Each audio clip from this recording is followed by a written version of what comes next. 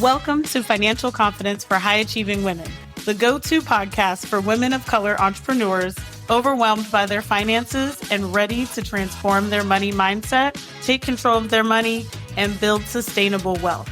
I'm your host, Taryn, better known as T-Money, certified financial coach and CEO of Money Honey LLC. I believe that abundance is your birthright and that good money management doesn't mean cutting out the joy from your life.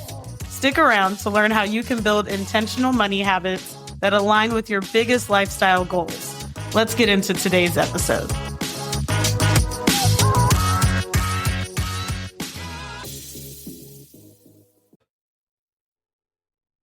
Welcome to episode 36 of the Financial Confidence for High-Achieving Women podcast. I'm your host, Taryn, better known as T-Money.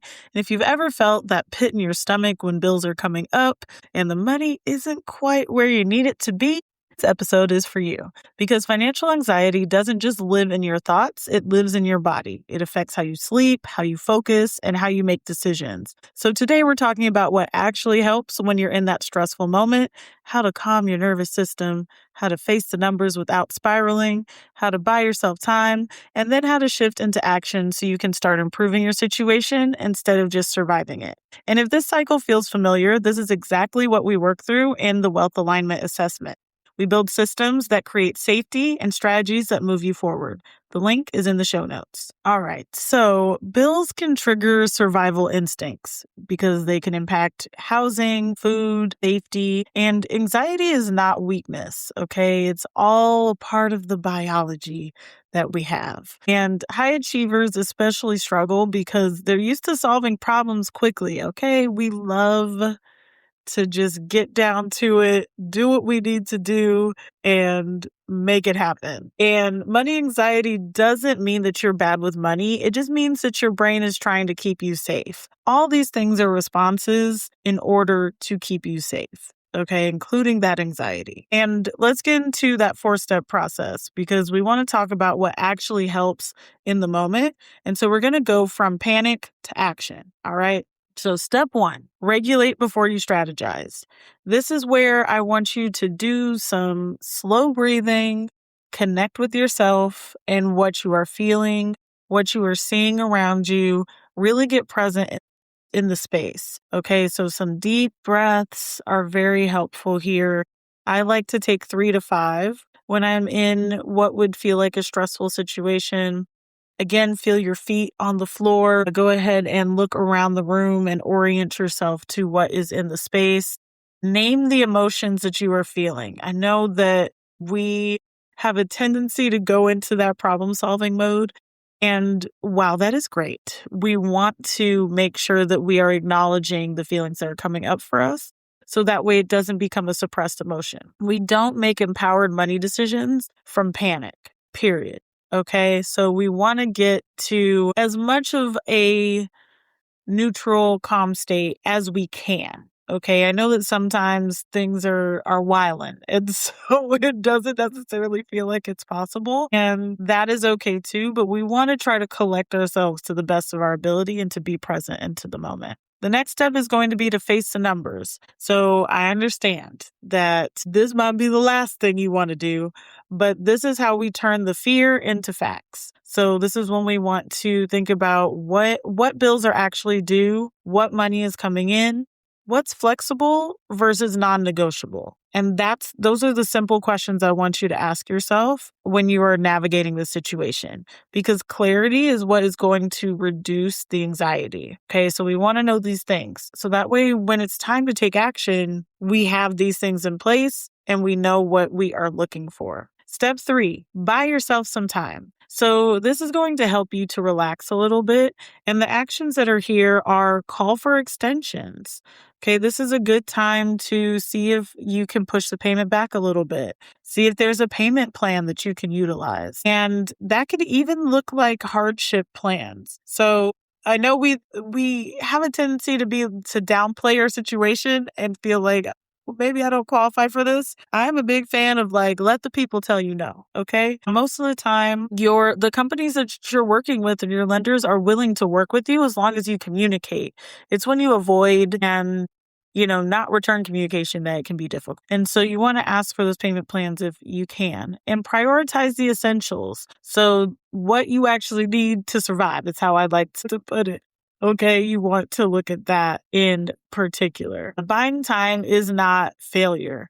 Is definitely a strategy. And so I want you to keep that in mind. So other ways that this looks like, when I say call for extensions, I wanted to also touch on that it means, like calling your utilities, your lenders, your landlords, all of that.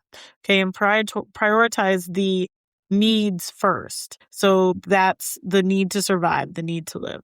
Okay, I just want to go over that. Now, let's shift into income mode. So it's very easy to stay right there, to stay in that spot of, let me just call for the extensions, get the payment plans, and then I'm done. And if you stop there, that is how you continue to perpetuate survival mode. All right. Once we kind of put the Band-Aid on the situation, this is when we want to shift into income mode, now that you have some breathing room. And so this is the best time to ask, what's the fastest ethical way money can come in this week? Is there, if you're a business owner, is there something that I can sell? Is there another person I need to reach out to? Are there past clients that I can connect with? Often is something that, my clients have overlooked.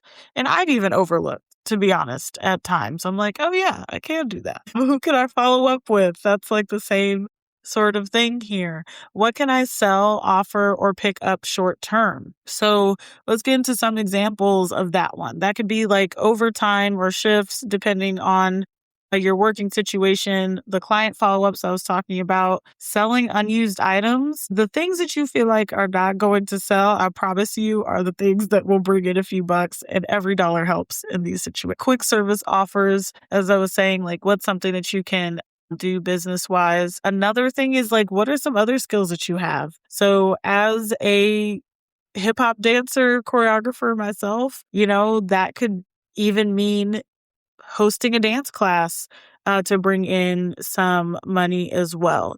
Just things like this is when we really want to get creative, and we also want to just let your brain go. A great exercise that I do with clients is write 50 ways that money can come to you right now, right? And Rachel Rogers talked about that, and I love that activity. And so I highly recommend doing something like that. This is not the time for judgment. This is not the time to try to decide if it's going to work or not. Just write it all out there and then choose the one that you want to start with first and go from there. Okay.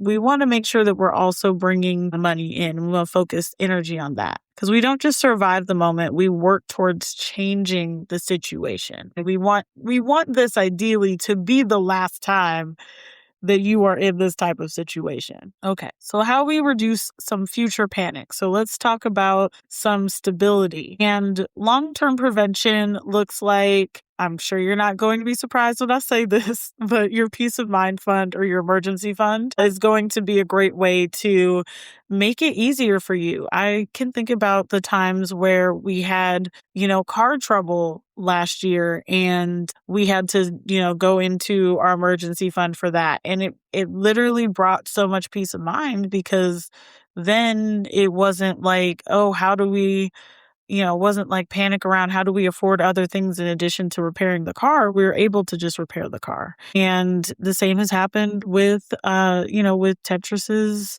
hospital bills and things, my dog. And so being able to dip into that and utilize that when it's necessary is definitely something that helps to reduce panic that you have and allows you to focus more on the situation itself. Other ways to prevent it would be a separate bill account. So this is more of the checkings account version of a peace of mind fund. Having bills on auto pay just takes away the mental clutter. Setting aside that time to really plan and see where your money is going, so that way it's not a surprise when certain costs or expenses come up. You're able to see it and plan for it.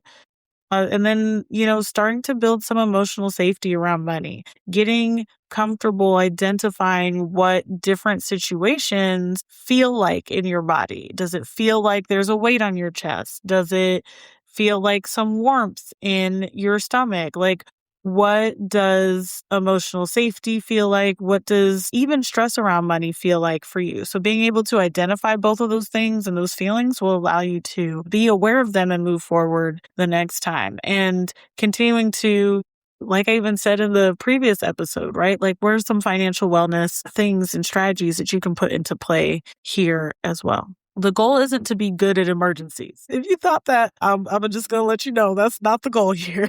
But the goal is to need fewer of them. Okay. So when you can get into the space of preparing for whatever might come your way, then you'll be able to loosen the reins and relax a little bit more and not feel like every crisis or situation is going to have you starting from the bottom up. So today, we talked about why money anxiety hits so hard when bills are due, how to regulate your nervous system, how to face the numbers, how to buy yourself time, and then how to shift into income mode so you're not just stuck in survival. For your action steps this week, the next time anxiety hits, I want you to take that time to ground yourself and regulate first, right? So take those deep breaths, orient yourself into the room, get present, feel your feet on the floor, all those things. Then look at the numbers and then make one call or send one message to create flexibility.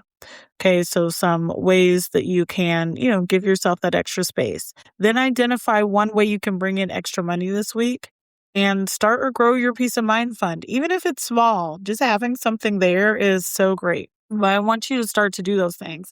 And note that it does say identify the way you can bring in extra money, but we also gonna take it to the next step and actually take some action on that. So we're not just identifying it. What is the next thing that you can do to start putting this into motion? And if you want help creating financial stability and confidence, not just getting through this month, book a wealth alignment assessment with me. We'll build a plan that supports both your nervous system and your financial goals. The link is in the show notes. And in the next episode, I'm sharing my personal experience with masterminds, why I've invested in them, what I've gained from being in those rooms, and why I believe community is such a powerful part of building wealth. And yes, I'll also be sharing something new I've been creating. Okay, so for those who are ready for their next level, so make sure that you are subscribed, and I will catch you in the next episode. Thank you for tuning into this episode of the Financial Confidence for High Achieving Women podcast. I hope the insights shared in this episode have inspired you to take one small action step toward a more empowered relationship with money. If you're ready to take control of your finances like the rich bitch you are, I invite you to book a 90-minute Organize Your Money Honey intensive with me. You'll walk away with a crystal clear financial plan, a budget you'll actually stick to, and actionable steps to start saving and investing faster. Head to the link in the show notes to book your spot. I'm so grateful to be part of your financial journey, and I can't wait to see all the incredible moves you'll make. Thank you for listening, and I'll catch you in the next episode.